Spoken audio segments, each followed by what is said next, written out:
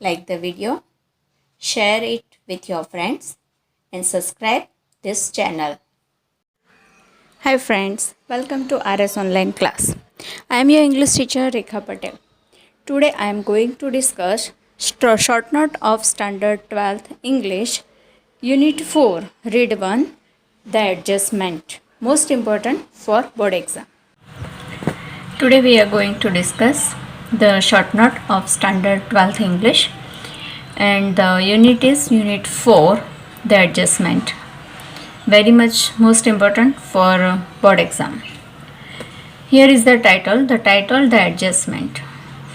Adjustment પાર્ટનું title છે ને એને જ લગતા પ્રશ્નો અહીંયા આપવામાં આવેલા છે. પહેલું કહ્યું છે કે હાઉ ડીડ નાની એડજસ્ટ વિથ નાના, કે નાની એ નાના સાથે કેવી રીતે એડજસ્ટ થાય છે એના વિશે લખવાનું છે. બરાબર, જુદા જુદા વ્યક્તિઓ કેવી રીતે એડજસ્ટ થાય છે એની વાત કરી છે. એમાં પહેલાં આપણે નાની વિશે જોઈશું. તો અહીંયા લખી શકીએ આપણે કે નાના હાર્ડલી એગ્રીઝ ટુ હિઝ વાઇફ નાની on any point, and same is the case with Nani. Still there is a hidden emotional bond between them. Nani's behavior was normal. She behaved with her grandchildren normally. બરાબર. Second question છે how did નાનીઝ daughter adjust. તો Nani's daughter એટલે જે લેખક છે ગુલઝાર એમની mummy. તો બરાબર, તો એની આપણે વાત કરીએ તો Nani's daughter adjusted with her husband. અહીંયા એની અંદર આપણે એવું લખી શકીએ બરાબર કે she followed him like Indian woman. They had domestic quarrels always but she accepted it very easily. બરાબર, પણ એમ પણ કહી શકીએ કે આ જે નાનીની ડોટર છે એને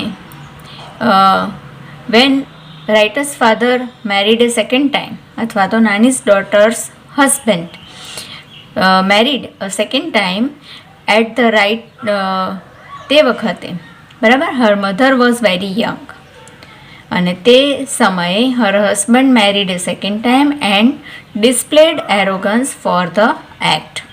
at that time the mother of the two children felt helpless. બરાબર, સાથે સાથે she could do nothing about it. બરાબર, આગળ પણ કહી શકીએ કે Nani's daughter adjusted herself when the writer's father remarried and paraded in to the house with his new wife. બરાબર, એમ પણ કહી શકીએ અને આ રીતે પણ લખી શકાય છે. થર્ડ ક્વેશ્ચન છે what adjustment did the children make. હવે ચિલ્ડ્રન એટલે બાળકો, જે રાઇટર છે તે ને એનો નાનો ભાઈ, એમણે કેવી રીતે એડજસ્ટ કર્યું એના વિશે લખવાનું છે. બરાબર, તો અહીંયા લખ્યું છે કે બાળકોએ કેવી રીતે એડજસ્ટ કર્યું. ધ ચિલ્ડ્રન, તો એના વિશે આપણે એવું લખી શકીએ કે writer's father married a second time and that's why the નાની brought both the grandchildren to her house because she didn't want that the children should get ill treatment from the stepmother. In this way, the children had to stay to their nanny's house who didn't speak with their mother and also not talked with them. બરાબર, આગળનો question છે how did Nana adjust with himself in Nani's absence. કે નાનીની એબ્સન્સમાં એ કેવી રીતે behave કરતા હતા. તો in Nani's absence Nana became more irritable as if he had lost a wager, શરત હારી ગયા હોય તેમ. He keeps confined to Nani's room. He does not let Nani's bed carted away. He started everything that Nani use to do. He slept her bed, spoke in her voice, continuing adjusting himself to Nani. Nana became victim of a sort of dissociative personality disorder. બરાબર. And last question, how can the family adjust with the new form of Nana according to the doctor? So according to the doctor, the family slowly and gradually adjusted with Nana. Nana was hard and rude sometimes, but also loving and caring too. And thus, the title The Adjustment seems to be the most appropriate. Okay? આ પાઠને લગતી બીજી ટૂંકનોંધ પણ જોઈએ. Second short note, relationship between નાના and નાની. એનો first question છે, હુ રોટ this story? તો રાઇટરનું નામ ખબર હોય તો આપણે એ પણ લખી શકીએ. તો રાઇટરનું નામ છે ગુલઝાર. તો ગુલઝાર રોટ ધીસ સ્ટોરી, અથવા એમ પણ કહી શકાય બરાબર કે Nani's daughter's son wrote this story. બરાબર. The writer expressed his feeling about Nana and Nani. How many years did they live each other? એ લોકો જોડે કેટલા વર્ષ રહ્યા? તો they lived 50 over half a century together. each other અથવા તો together. બરાબર. તો લખી શકાય કે for over half a century અથવા 50 years એવું પણ લખી શકાય છે. How many children did they have? So they have the only child daughter. બરાબર. એમને એક જ ગર્લ ચાઇલ્ડ હતું. બરાબર. they got a girl child only. Why did Nani keep her daughter to her house? તો નાની જે છે એ ડોટરના ઘરે કેમ જાય છે? તો એનો જવાબ પણ આપણે લખી શકીએ છીએ કે one day there happened a tragedy with their daughter and Nani came first to help her. Their son in law did remarriage. She kept her in her house with 2 grandsons. બરાબર. What happen at the end of their fight? એ લોકોની લડત પૂરી થાય પછી શું થતું હતું? બરાબર.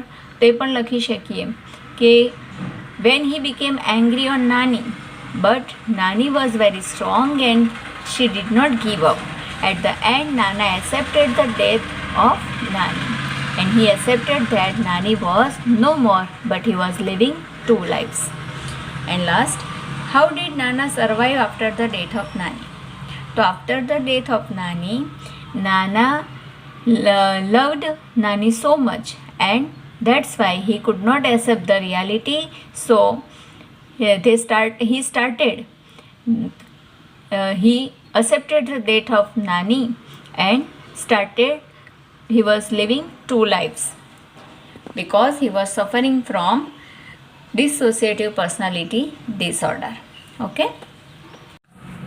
Third one, different nature of Nana and Nani. એનો એકાદ બે ક્વેશ્ચન આગળ ડિસ્કસ કર્યા એ છે કે હાઉ મેની યર્સ ડીડ નાના એન્ડ નાની લીવ ટુગેધર? તો આપણે આગળ ડિસ્કસ કર્યું કે નાના એન્ડ નાની lived for over half a century together. How much older Nana was to Nani? તો અંદર લગભગ બુકમાં જવાબ આપ્યો નથી, પણ ઘણી બધી જગ્યાએ મેં જવાબ વાંચ્યો છે કે નાના વોઝ 3 years older ટુ નાની. બરાબર. કે એની અંદર એવો જવાબ લખેલો છે કે 3 વર્ષ જે છે એ નાના હતા. બરાબર. એટલે 3 years younger ટુ નાના. બરાબર. એવું લખી શકીએ. What was the difference in their personalities? બંનેની પર્સનાલિટીમાં શું ફેર હતો? તો કહી શકીએ કે બોથ આર વેરી સ્ટ્રોંગ. બરાબર. Both are very different personalities. પણ એમાં ડિફરન્સ હતો કે Nani was very stone hearted, whereas but Nana was very kind. Nana was very stone hearted and Nani was very kind. Both had mostly different opinions on a same matter. બરાબર.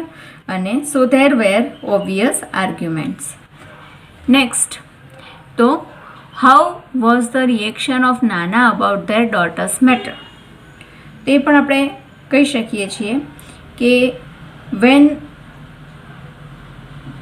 નાની ટુક હર daughter અથવા તો took care of her daughter and her 2 children, sometimes Nana did not like this, would not talk to her.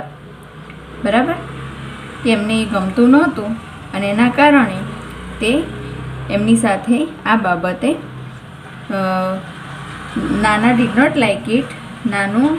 નાની took care of her daughter and her 2 sons. આ બંનેની જે કાળજી લે છે એ એમને ગમતું નહોતું. Sometimes Nana had dominant sound in his personality. Explain. તો sometimes there is dominant sound in Nana's personality Whatever they did was in fighting, but there was also a truth. કયું ટ્રુથ કે that they both love each other so much. હવે આગળ છે express your own views on their relationship. એમની relationship કેવી હતી? તો according to our views they loved both each other so much, both had great understanding. So yes, we can say here that Nana and Nani were different personalities, but in some points they were equal and adorable. Okay, તો આવી રીતે જુદા જુદા videos જોતા રહેજો મિત્રો. અને તમારી કોઈ જરૂરિયાત હોય, કોઈ સ્પેશિયલ ટોપિક હોય તો એના વિશે પણ તમે જણાવતા રહેજો, તો એની પણ આપણે ચર્ચા કરતા રહીશું. Okay, bye, take care, thank you.